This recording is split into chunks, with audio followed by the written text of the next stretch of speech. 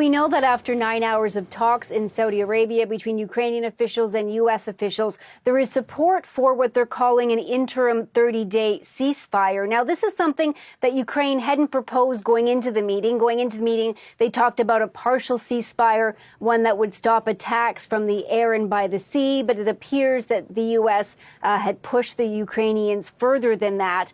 And what U.S. officials are saying about this proposal is that if it's agreed to by Russia, which is, of course, a big caveat. Moscow still has to agree to this. But if it is agreed upon, that means the fighting would stop and the real talks could begin, because really the big challenge in all of this is going to be finding some kind of lasting, peaceful settlement.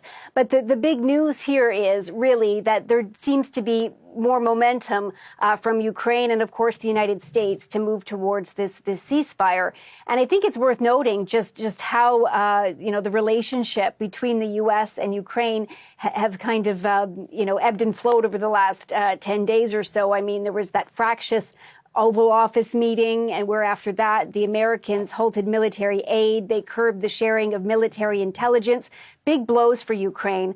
Those measures have now been lifted after these meetings. So while these talks today were being billed as another step towards peace, I think a big part of it was Ukraine being able to show the Americans that it's serious about negotiations and trying to repair some of that relationship. It was interesting to listen to U.S. Secretary of State Marco Rubio really kind of putting this, it would seem, on Russia and saying the number one thing that Russia could do right now is say yes to the goodwill offer that the Ukrainians have made, that Ukrainians are ready to stop the fighting. I mean, that is, in normal times, that would be, you would expect a U.S. Secretary of State to say that. But as you say, so does this is just not, these aren't normal times. So is this showing that the U.S. and Ukraine are now back on side?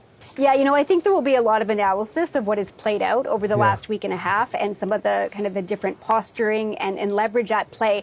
But absolutely right now, and they said it at that short press conference, that the ball is absolutely in Moscow's court.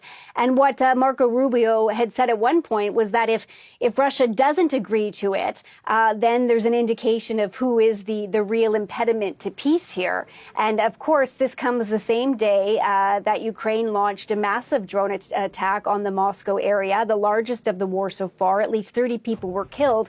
And a Ukrainian official had actually come out and said that part of this was sending a message, trying to pressure Russia to agree to what they proposed as a partial ceasefire, what Ukraine had proposed.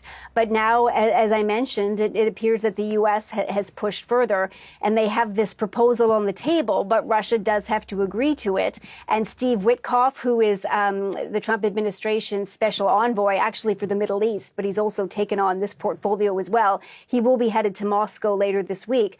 So there could be some developments on this quite quickly.